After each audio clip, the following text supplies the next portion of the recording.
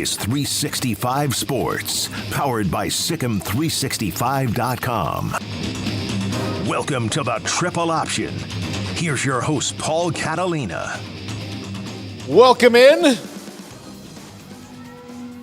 Please ignore, just as I started talking, the fire engine going past us.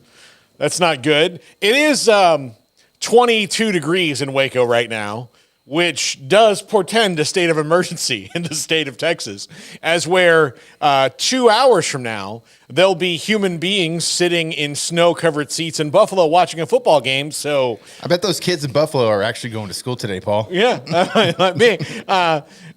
Well, I guess it is Martin Luther King Day, so I don't have to worry about it. But yeah. So, there's that. But there are going to be people sitting in seats. And let me tell you this, and I don't care if there's Texans in the chat room that hear this.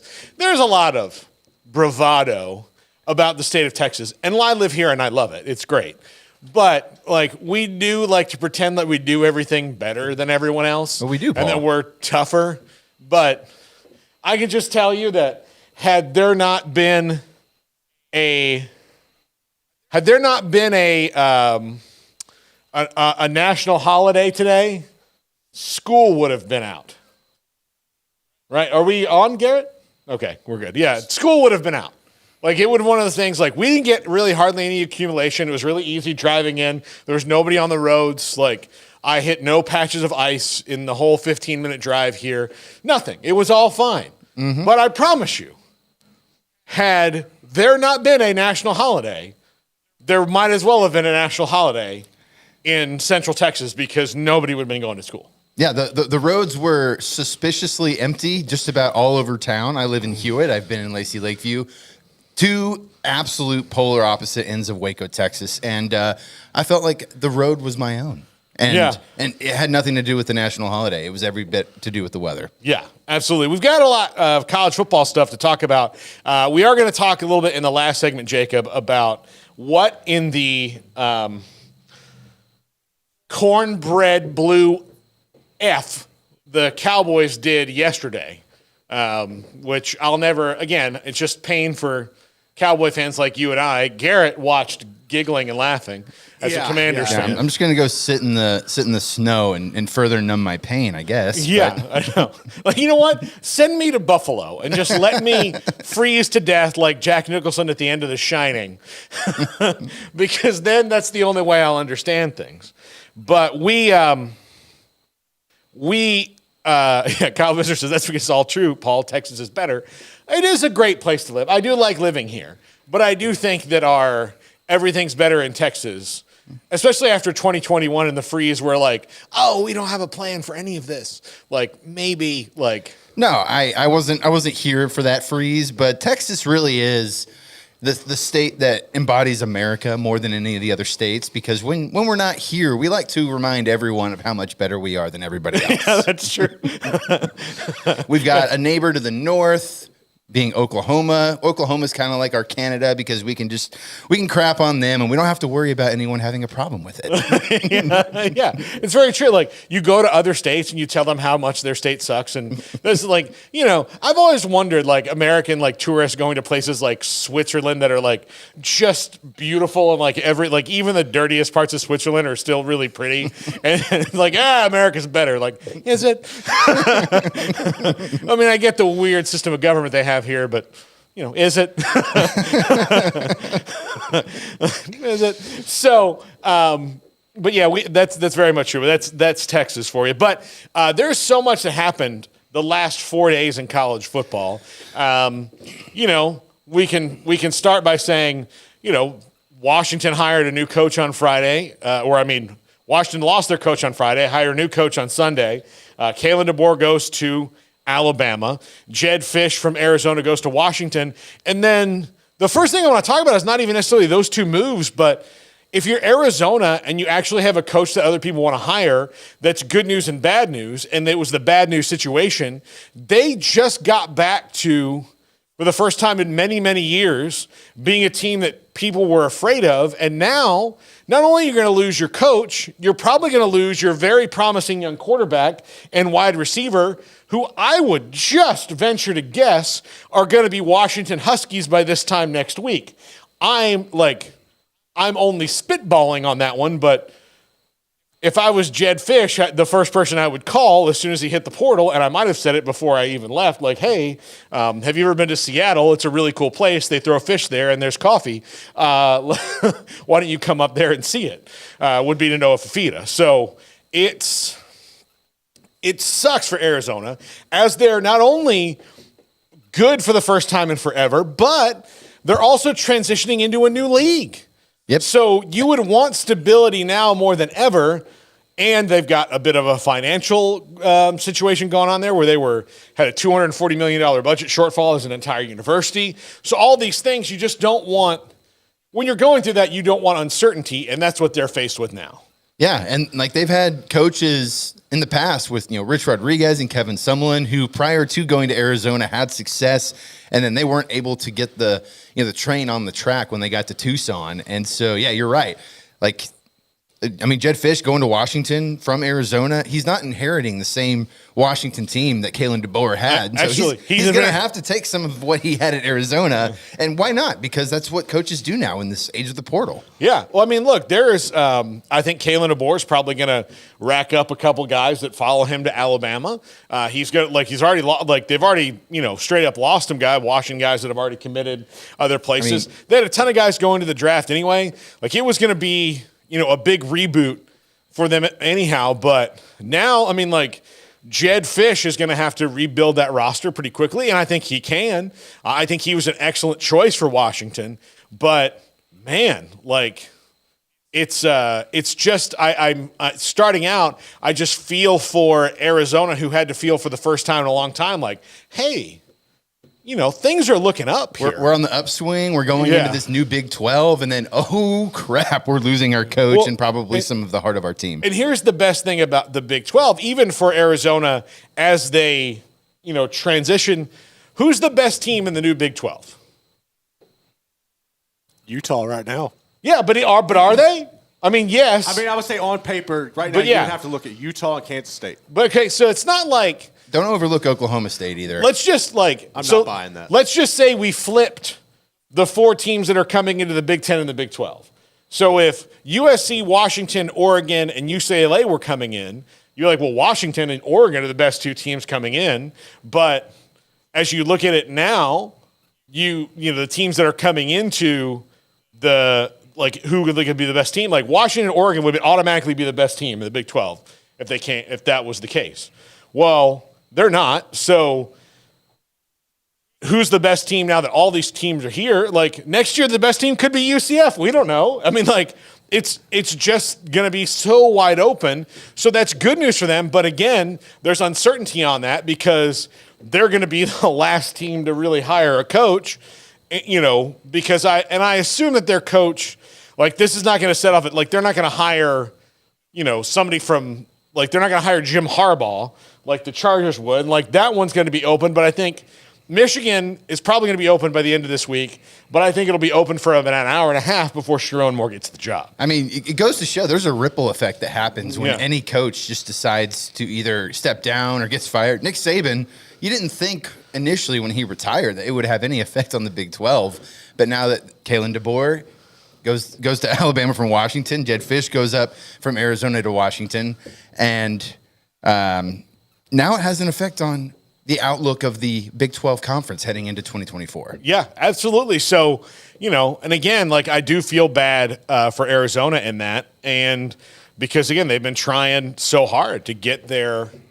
to get back to where they're more than just an afterthought in football. And they finally had a guy who was coach him up, and now he's gone off to another school and in what is now another league.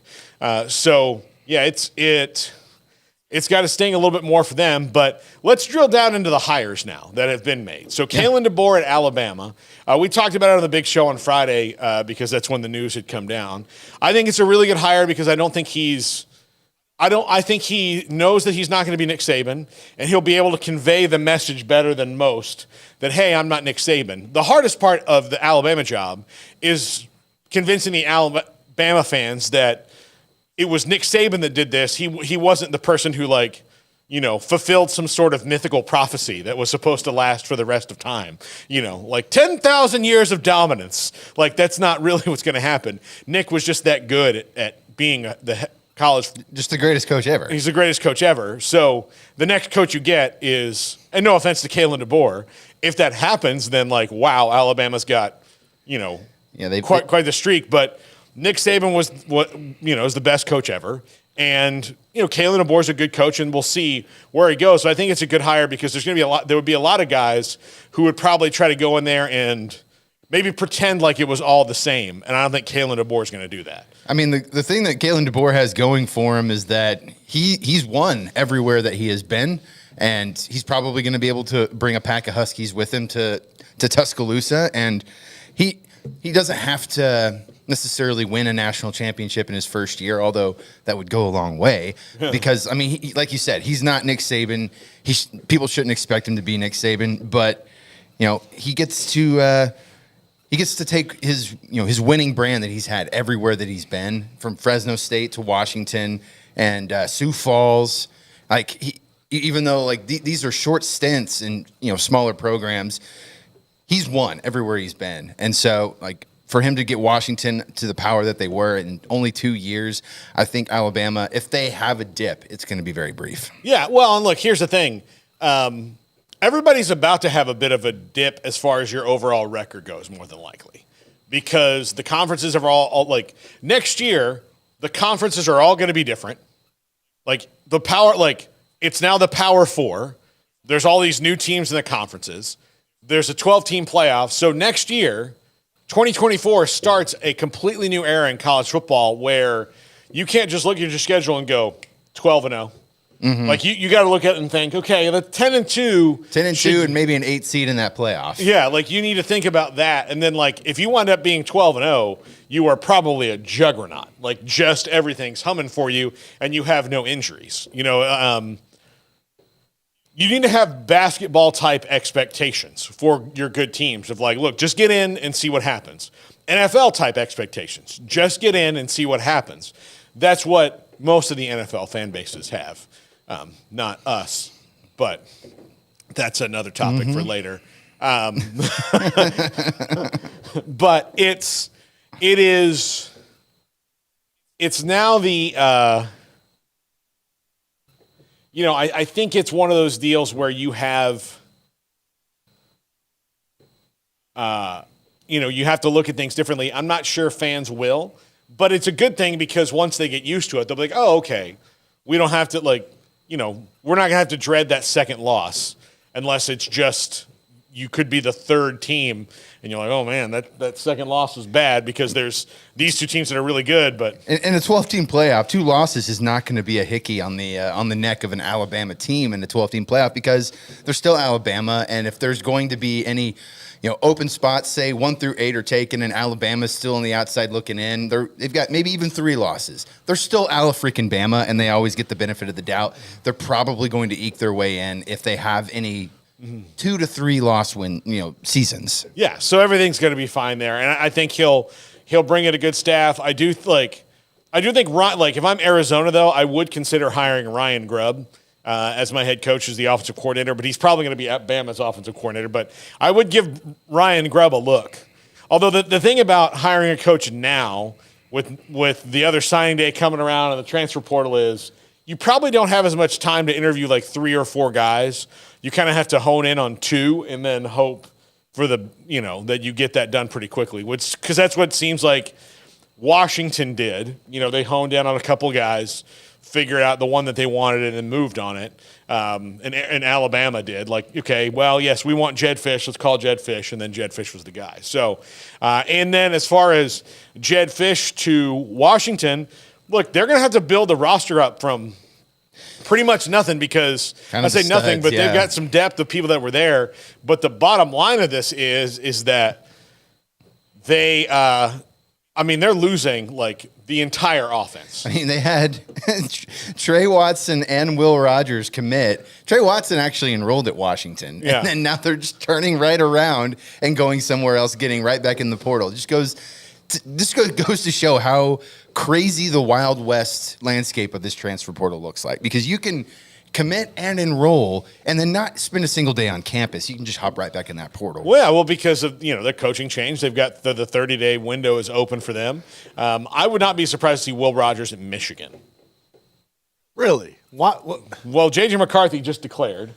I know. I'm hesitant on Will Rogers because, like, watching him after that shoulder injury and watching him throw, especially down the stretch last year, he had no velocity on his deep ball at all. Now, I know that's going to get better with time and in the repetition and everything. But in general, man, if I'm a program like Michigan, I would be a little hesitant to grab him just because I don't know about his velocity, especially going into the cold weather up there. That would be an interesting one in my perspective. Well, look, they won several games this year where the quarterback didn't throw. Hand it off, yeah. So I think that's why it maybe works. And they've got Orgy there. That's their other quarterback that's coming up. We'll see. Back. I mean, look,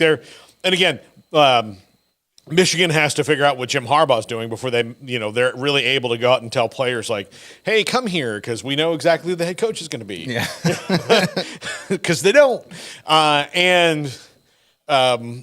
So this is not as far as like crazy as far as a couple years ago with Brian Kelly and Lincoln Riley and Luke Fickell and all that movement we have around, but it's pretty darn close to where the greatest coach of all time retires and then sets off this chain of events that right now has Arizona saying, okay, well, what do we do? And then more than likely it's going to have a school like San Jose State or, someone like that going, okay, well, now what do we do here? I think Brent Brennan from San Jose State is going to be high on their list because he was a finalist the last time around.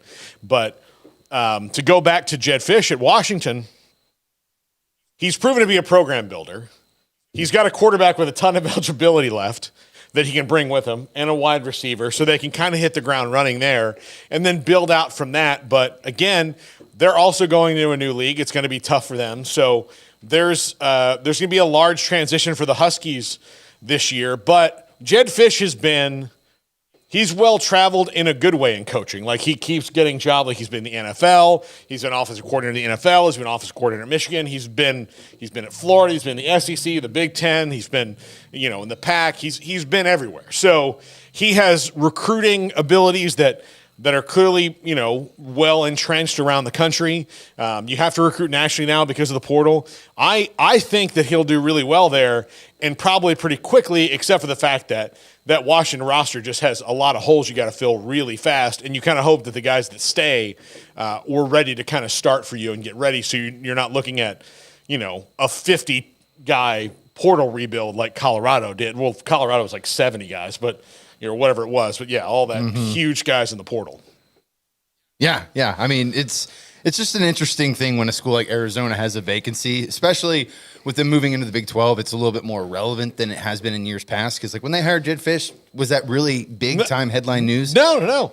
And so, like, now there's actually a little bit of, like, hey, you can win here at Arizona vibe. And we're going into a new league, and it's really up for, like we just kind of touched on it. Nobody really knows who the best team in the Big 12 is going to be next year. And so this Arizona job is probably about as attractive as it has ever been. Yeah, it is. And so, there are, I did a top 5. I'll give you a little preview of my top 5 today.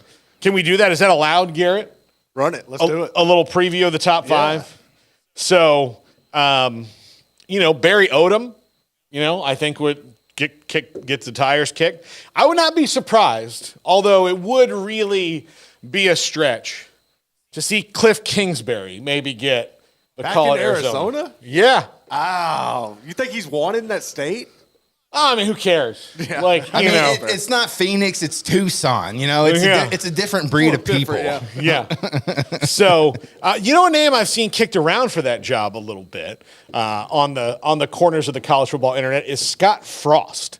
In that, going back to Nebraska was probably not the smartest move for him career-wise, and they kind of made him like, oh, you're the one who can bring us back to the '90s, but what happened at Nebraska until Matt Rule, and it took Scott Frost, like, one of the most Nebraska players ever who was on those national championship teams to like, oh, he can't even fix it, to them go like, oh, maybe it's not 1997 anymore. Like maybe that time has passed and we need to approach this in a new way, which is why you hire somebody like Matt Rule, who's a program builder, as opposed to everyone else that just kept thinking that they were going to hit Control-Alt-Delete and restart Nebraska. Like that's not what Nebraska needed. So maybe I think people think about like, look, Scott Frost, when he was at UCF, won a ton of games, won a very fictional national championship for the UCF fans. But like Scott Frost won a lot. That's why he got the job at Nebraska. Now I would rather see Scott Frost before he gets back on there, because I actually do like the guy.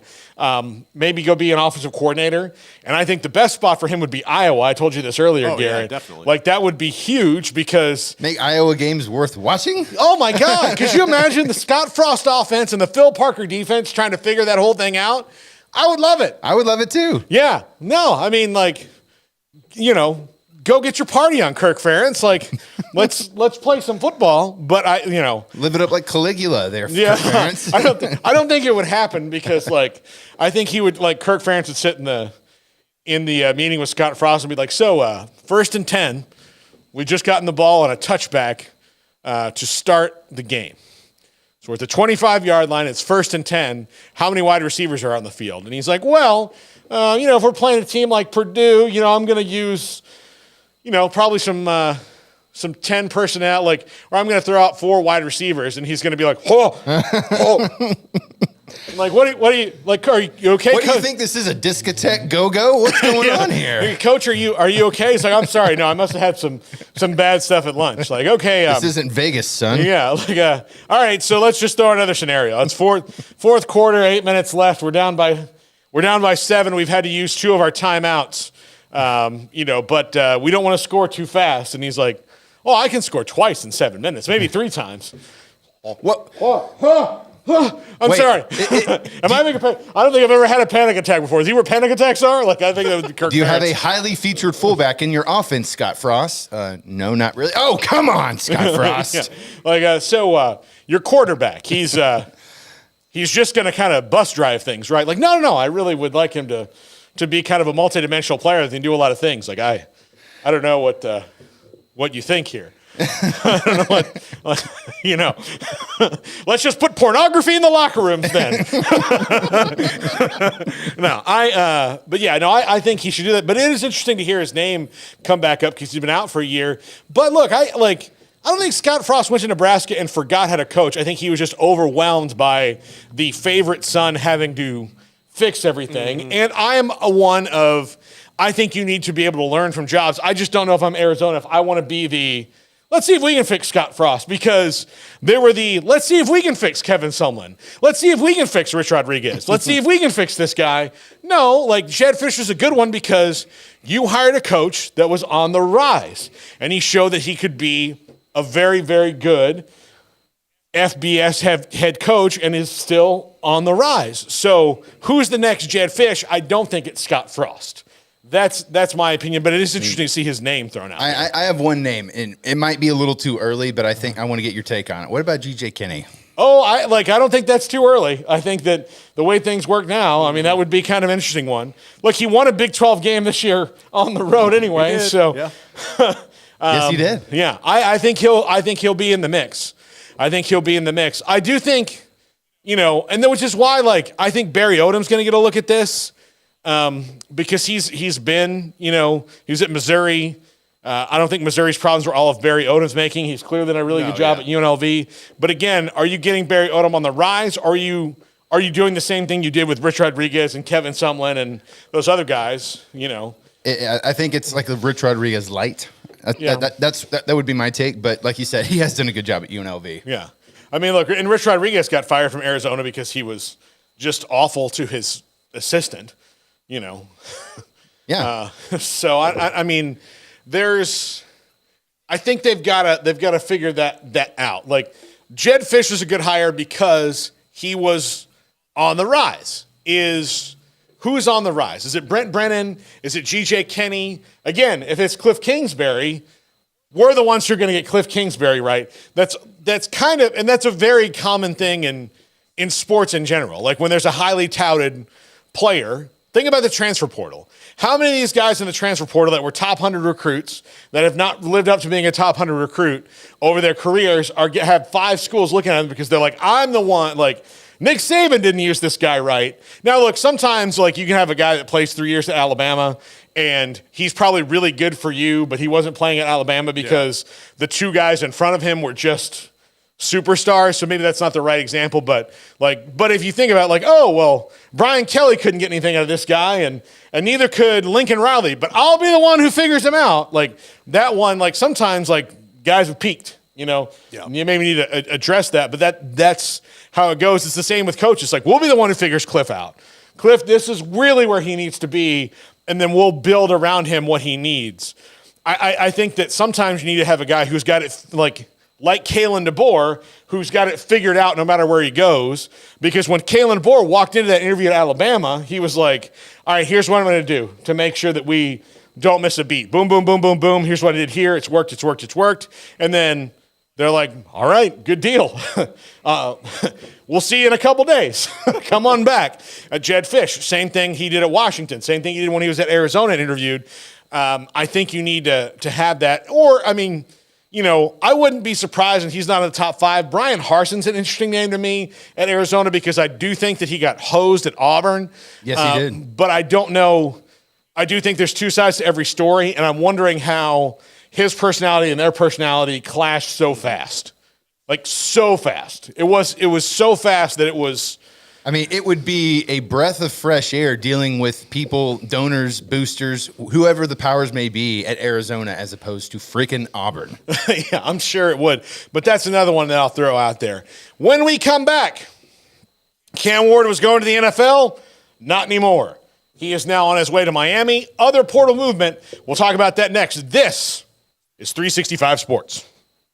If your business is like most, you need things done quickly. But if you're still tying your critical applications together on multiple shared public networks, you've probably been feeling the slowdown. And that's no good for business. A private UPN fiber network can get you and your business moving at the speed of light. Whatever you need, we can build it. Internet, Metro Ethernet, Waves, dark fiber.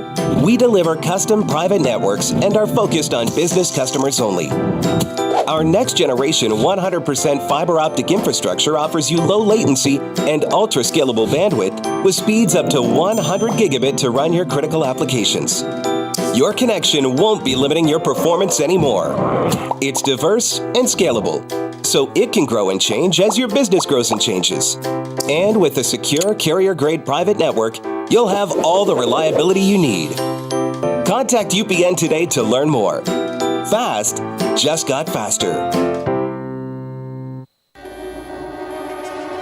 This is 365 Sports, powered by Sikkim365.com. Welcome to the Triple Option.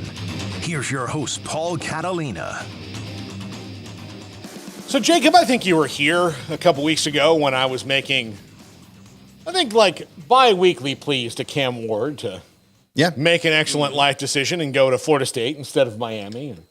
And obviously, I mean, he's doing this, but does it look like more like one finger to you as a Florida State? I mean, like it hurts that like I took time out of my show to make an impassioned plea to you, which I thought was very heartfelt and sweet, and you decide to go to the University of Miami, although like. I think it's a good decision for him. Like he's going to get a lot of attention there. He's going to. They have an established offensive line. They've got other problems, but I do think it's going to be interesting to see Cam Ward in Miami next year. But it's still like a huge deal because Miami was like when Cam Ward said he was going to the NFL. Then they tried a whole bunch of other quarterbacks, and they brought in Reese Poffenbarger from Albany, and like that was just like they kind of just hit the wall on everything else, and they were getting to the point where it's like, well, who's it going to be now? Like, who's going to come there if all these other people said no? But Cam Ward coming should help them also get some of the transfers because they need help at running back, wide receiver. The offensive and defensive lines are pretty well built. That's kind of a Mario Cristobal specialty there. And I think the only thing that Cam Ward's really going to run into problematically at Miami is I'm not sure Mario Cristobal is that dude yet. Like I have questions about his game day decisions and his view of the clock and what his quarterback should be doing in certain situations against Georgia Tech. If you catch my drift. Yeah.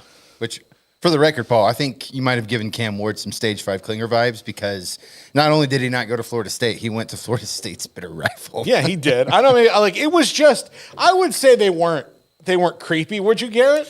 No, they weren't creepy. They were justifiable. I think you made a good kiss ass. Yeah. Look, they were fireside chats. I would say the vibe of that is like, hey, listen, everything's great in Tallahassee. Look, fireside chats by you being Alec Baldwin and him being Adam Sandler, the canteen boy. No, I don't think so.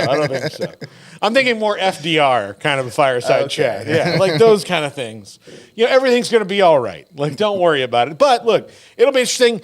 FSU got DJU, who I think will be really good in Mike Norvell's offense. Yeah, I think it's fine. Like, I was fine either way. I was just a little surprised that he made this decision, but also today's the last day where you can declare for the NFL draft. So they had to make up their minds.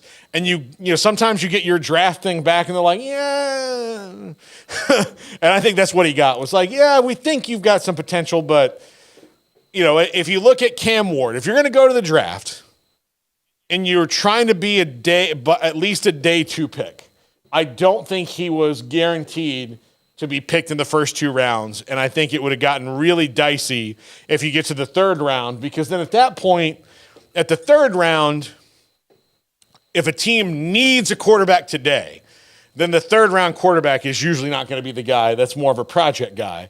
So it's probably better off for him because at that point, there's not going to be maybe a lot of picks in that round. And you could, as far as quarterbacks go, but in this particular draft, you're talking about Caleb Williams, Drake May, Jaden Daniels, Michael Penix, Bo Nix, all before you.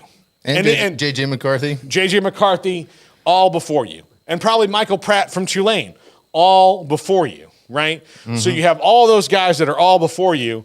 Well, if you get down to the 7th quarterback, you might as well try and go and play another year of college and get a bigger payday next year. Yeah, exactly. So, show what you can do because it's more wide open next year because the way I look at it right now, I think the 2 top quarterbacks nationwide coming back will be Carson Beck and Quinn Ewers as far as NFL guys go. And then you're going to have kind of a toss-up for, all right, well, let's see what DJU and Cam Ward have in the tank is 5th and 6th year guys. Riley Leonard. Let's see what he's got in the tank. Let's see what those guys are. And then there's going to be people we're not even talking about right now that wind up, in that mix. So that's what you do. And because right now it's not you. You're not one of those guys. So anyway, I like, that's an interesting portal story. The way that, some of these players are pouring out of Washington is very interesting. Let's see. There was another good one I wanted to throw at you. Oh, here's one. C.J. Daniels from Liberty. Garrett, I know you don't know a lot about him. Yeah. But he's a stats monster with Caden Salter and Jamie Chadwell's offense this year. He's on his way to your beloved LSU Tigers. Well, if you look at LSU right now, you're definitely going to have to bring in some guys to replace Neighbors and them obviously go into the league. You're going to get Lacey back next year, but you definitely have to have a lot of holes to fill. If he's able to go out there and take the top off and just give Garrett Nussmeier a deep threat to work with, I think that could be valuable. I think LSU is going to have to really rely on Mason Taylor's progression this year and dumping down to him at the tight end position. But any help that they can bring in on the outside is valuable. I'm excited to see what he could do with the offense because that's going to be obviously a work in progress as well as you changed offensive coordinators. But I'm looking forward to see what he could do on the Bayou. They definitely need a burner. Yeah, but it looks like coordinator-wise, did they promote? What did they do? Offensive coordinator-wise? I can't remember on that one. I got to go back and look. That's my bad. Yeah. I know they brought in the whole new defensive staff, which was totally needed, Much needed. Yeah. Here's another one that is not a surprise.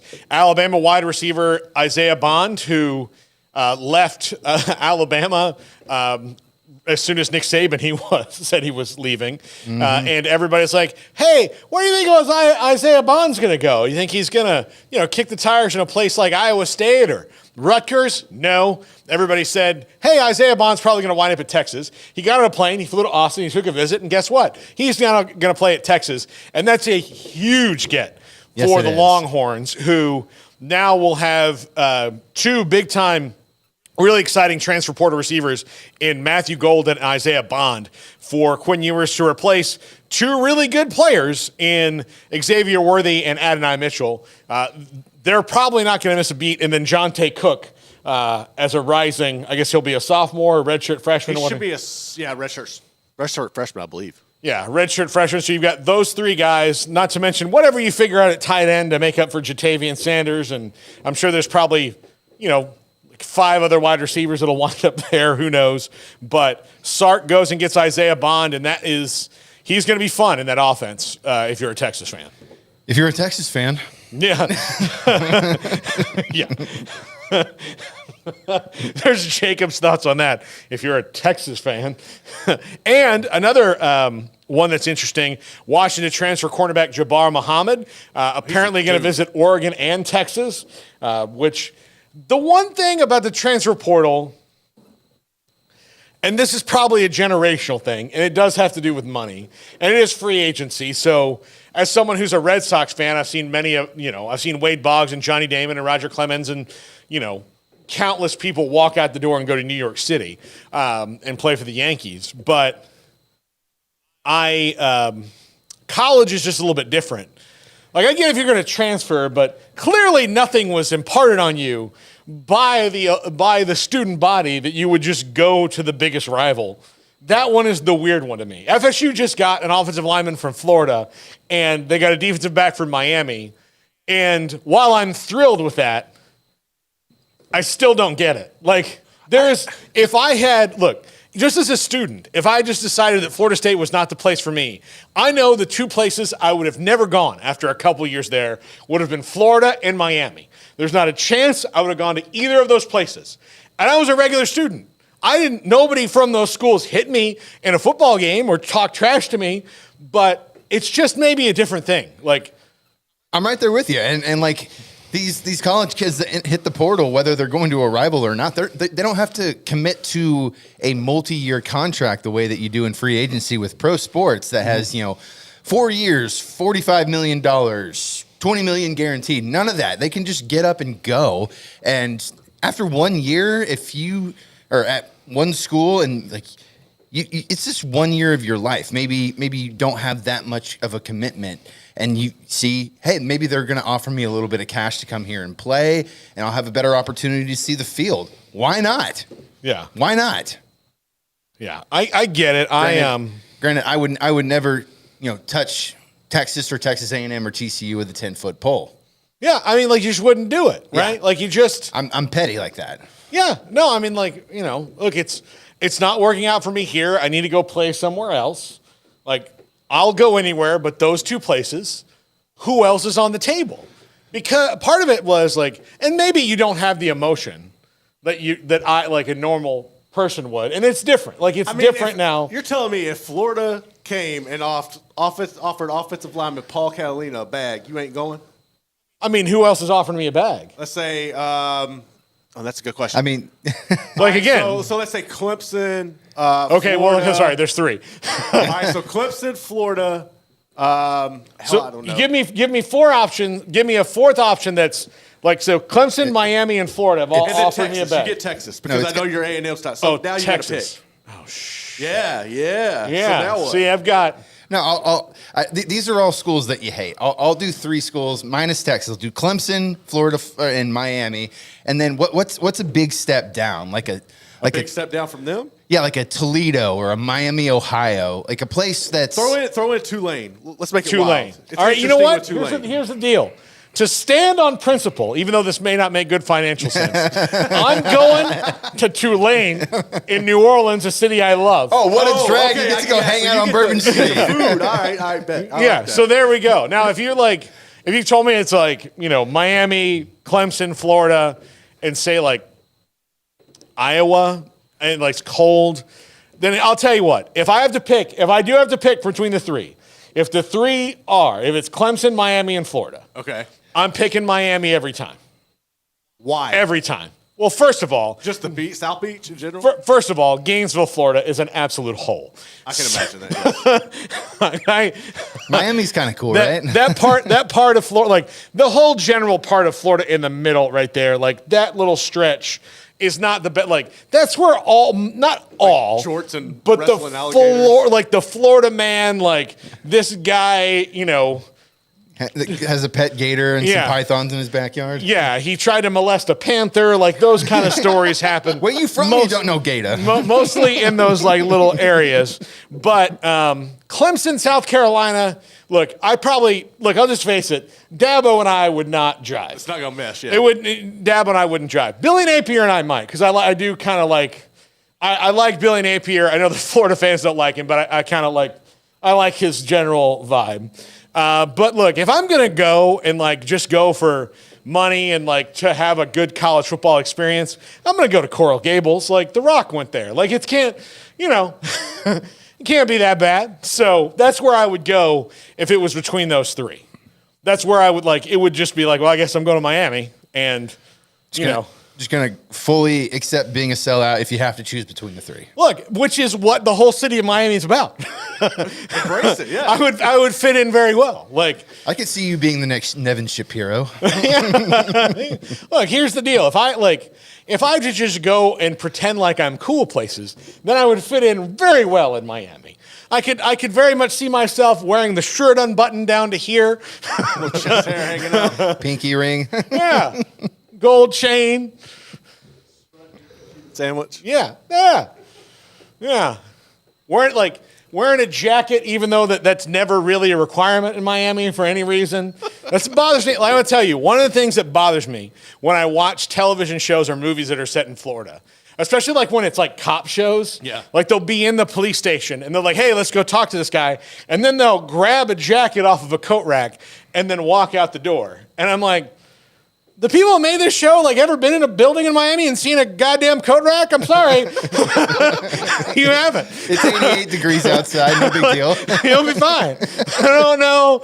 Did you guys maybe just, here's the deal. I know you're shooting the show in Los Angeles more than likely, but I'm sure there's a budget for you to get on a Southwest flight and fly from, say, John Wayne to Fort Lauderdale, get in a rental car and drive around Miami and tell me how many people you see wearing jackets. You don't. Bothers me like crazy. Yeah, there's a reason the Dolphins didn't fare well in that Kansas City weather. Yeah. They were the minute. Okay, think about this for the Dolphins in Kansas City the other day. Tua has never won a game in a temperature less than 45 degrees. It felt like it was minus 30. So it felt like 75 degrees colder than the coldest game he's ever won. Nope. Not 7 degrees colder. I mean, from Hawaii, 75. college in Alabama, now he's in Miami. What made you think that was going to go well? No. He's like, I promise you, he walked out on that frozen hellscape and thought, I need to make my peace with God. This is where it ends for me. When we come back, let's talk a little bit about the NFL. Look, we're in the point of the year where college football can't fill up everything, and plus we'll just get kind of repetitive talking about it. The NFL playoffs for this weekend, there were some really good games. Most of them were actually really good games. I'm just going to go. And then a really terrible one. I'm going to go grab a snowball and stuff it right in my underwear before this next segment, Paul. This is the Triple Option on 365 Sports. If your business is like most, you need things done quickly. But if you're still tying your critical applications together on multiple shared public networks, you've probably been feeling the slowdown. And that's no good for business. A private UPN fiber network can get you and your business moving at the speed of light. Whatever you need, we can build it. Internet, Metro Ethernet, Waves, dark fiber. We deliver custom private networks and are focused on business customers only. Our next generation 100% fiber optic infrastructure offers you low latency and ultra scalable bandwidth with speeds up to 100 gigabit to run your critical applications. Your connection won't be limiting your performance anymore. It's diverse and scalable, so it can grow and change as your business grows and changes. And with a secure carrier-grade private network, you'll have all the reliability you need. Contact UPN today to learn more. Fast just got faster. This is 365 Sports, powered by Sikkim365.com. Welcome to the Triple Option. Here's your host, Paul Catalina. Welcome back. It's our NFL playoff segment today. And there were the Lions and Rams game was excellent last night. It was really good. Happy for those fans in Detroit who have experienced a feeling that they either haven't felt in 30 years or never felt. Yeah, there's a lot of Detroit fans that have never, ever experienced a playoff win. Yeah, there was a lot of playoff virginities being lost last night for Detroit fans. And then, the long droughts of that going on. And so that was great for them. I really like Dan Campbell. I really do. I think, I very much enjoy his coaching style. It may not be for everybody or may not work out, but, look, he's very much of damn the torpedoes, let's just go, and let's try to win the game every time we're given an opportunity to win the game. Sometimes it works out, last night. Sometimes it doesn't, like you did against the Cowboys, where sometimes you, just try so hard to trick everybody that you forget to. Yeah, I think he let emotions get in the way of that Cowboys game. And frankly, it might be all for the best that the Cowboys didn't beat the Packers, because for them to get a rematch against the Lions, that might have been a very volatile situation. Yeah, because they would have felt wronged. And the Lions still, I don't know. We're getting to the Cowboys in a second. The Chiefs and Dolphins, the Chiefs just continue to chief. I mean, they figured out kind of who they are right now, as they're a team based on their defense. And, Rashee Rice has been excellent down the stretch for them. The only wide receiver they have, they could honestly let go of everybody on that roster other than him for next year and come in and get the same production that they got out of the rest of their wide receiver room this year. That's not a rookie third-round pick from SMU. Mm-hmm. So, underdrafted, I thought, Rashee Rice. But it's hard to, when you've got receivers from Bama and Georgia and all these places in front of you to maybe, not break through the top, but should make people look a little bit harder. And I mean, the Chiefs have a luxury in that they have Patrick Mahomes, so they don't necessarily have to prioritize wide receiver the way that every single other team in the league does, because he elevates the level of everyone who catches passes in his offense. Yeah, absolutely. So, the fact that he's got, and look, Patrick Mahomes has not had his best year this year. It's not just on the receivers; it's on him too. But the Chiefs and Andy Reid have figured out who they are. I still don't like them to make the Super Bowl, just because I think there are better teams out there than them right now, and they, the things can change in the playoffs, and Mahomes doesn't lose in the playoffs all that often. But I do think that there's certainly propensity for them to kind of lose. So we'll see. Buffalo and the Steelers comes up here in a minute. The Eagles and Bucks are tonight, and those are teams that did not end the year on the strongest of notes. So we'll see what that means now that the playoffs have started. And I feel like I'm leaving somebody out. Oh, the Texans just ran roughshod over the Browns. Yeah, that Joe Flacco fairy tale, that he turned into a pumpkin really fast. Yeah, he turned back into Joe Flacco. I think he grew his unibrow right back after that game. Yeah, absolutely. And I was really pulling for Joe Flacco as a fellow Italian. But that's over now. But let's talk about the absolute disastrous, just Cowboys game. This is in the run of this 13 playoff runs now in 28 years that they've not made a conference championship or the Super Bowl. This is the first season where I thought they've actually done everything they need to do to set themselves up in that position without, to have the best path outside of winning the overall best record. which they did actually. So there's the second one because there's that Wade Phillips year where they did have the first round bye and lost that one too. Yeah. This was from the jump. And there is something, and this is why I don't think Mike McCarthy is going to be at the Cowboys anymore. 4 years, they've won one playoff game. And it just seems like he has a game plan, and then if one thing goes wrong early, they cannot ever get the momentum back. So they had a sack on the first drive that was called back because of an illegal contact penalty. So instead of having that like emotional momentum on the first drive, Green Bay went down the field and scored. And then from that moment on, it felt like all 53 guys had checked out. Yeah. And that's where I think Mike McCarthy hits the wall. Look, they only scored that touchdown at the end of the half by the grace of the officials calling the pass interference on. And missing a Tyler Smith false start, too. Yeah. I mean, so like by the grace of that, that's the only way that they got that touchdown before the half. Otherwise, they'd have thrown that ball to the 1 yard line and not had enough time to run a play. So I think the Cowboys are going to make a change. I think it's probably going to be Bill Belichick or Mike Vrabel. Those are the two people I think it'll be. Jerry loves Bill Belichick. If I'm Bill Belichick, too, to kind of try to prove the Patriots wrong, I'm going to go to the roster that's the most built for the playoffs. Of all the open jobs, that would be the Cowboys. And just try to put my stamp on it for a couple years and see if I can get another trophy and then ride off into the sunset. But I don't know how that, like, can Bill and Jerry work together, even though Jerry loves, and I mean loves, Bill Belichick.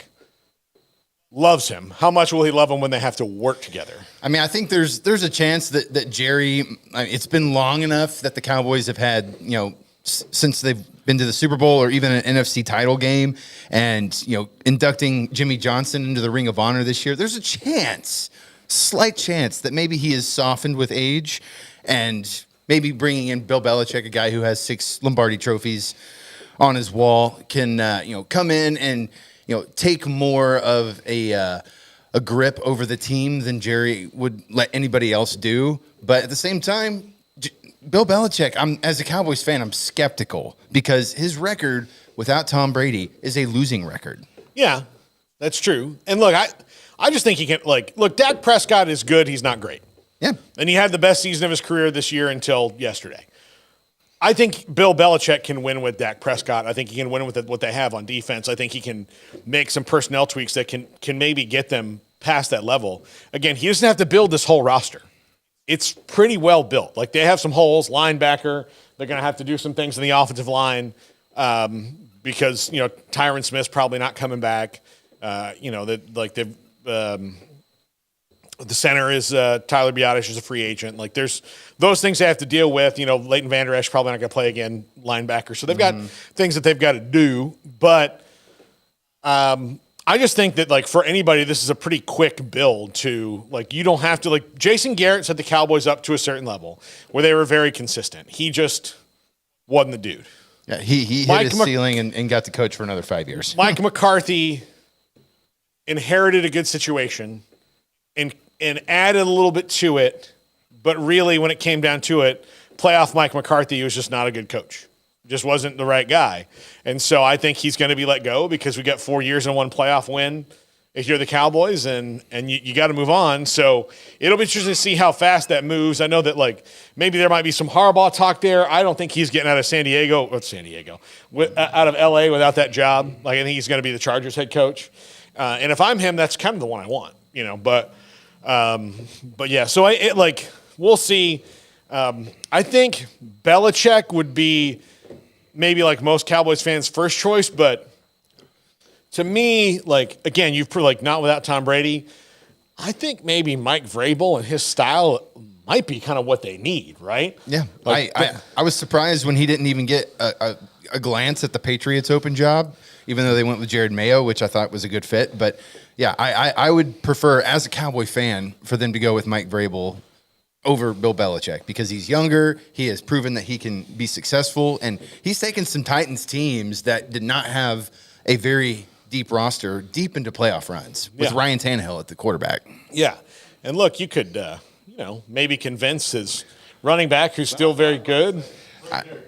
And I think Tony Pollard, he's a fantastic running back, but he needs a 1A in order for him to utilize his absolute talents. I think they need to thunder and lightning that. Yeah, that's what I meant. Yeah, they need to thunder and lightning it and really do that.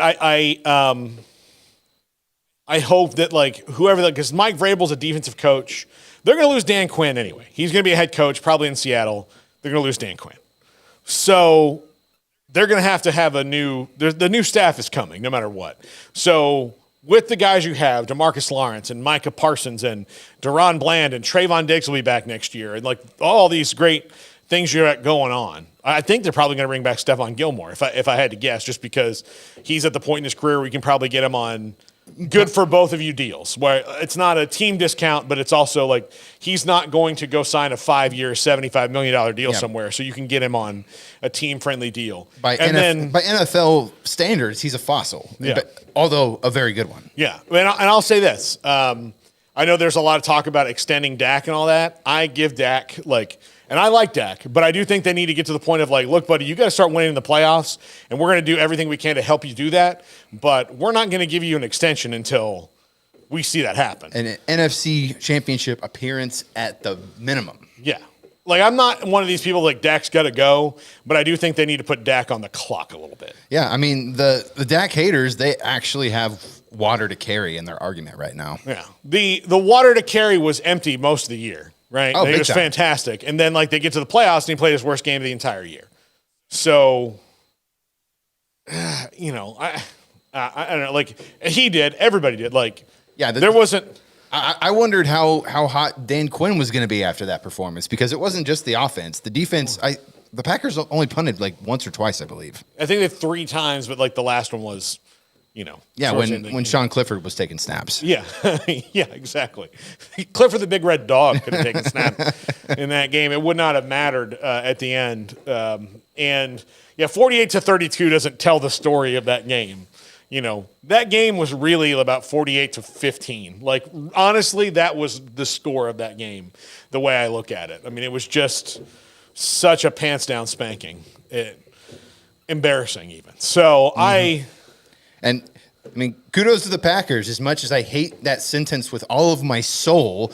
But Jordan Love, he is peaking at the exact right time in his career. Yeah, and he's about to he's about to get a big new contract, which he's, I think, totally earned and shown that the guy here's the other thing. They built that team, they went on a youth movement. They probably need to get better on the offensive line, but every decision they've made is starting to work out for them. And the young guys are starting to come together, especially the wide receiver. Everyone thought they were nuts for going and getting, at least one veteran wide receiver in free agency to help Jordan Love out. And it all worked out for them.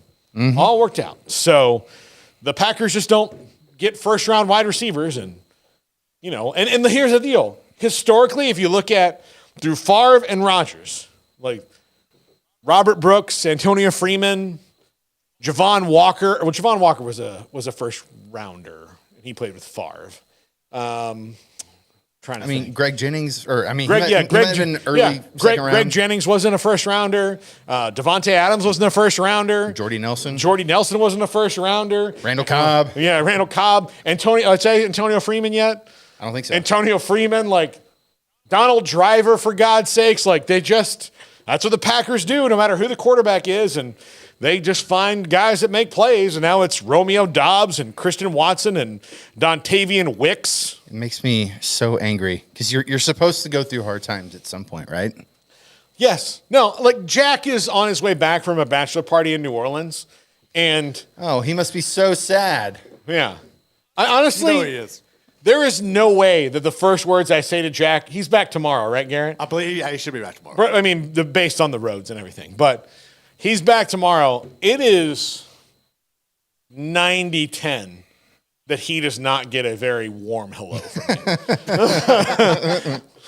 I mean, and I only say that because maybe I wake up tomorrow morning and,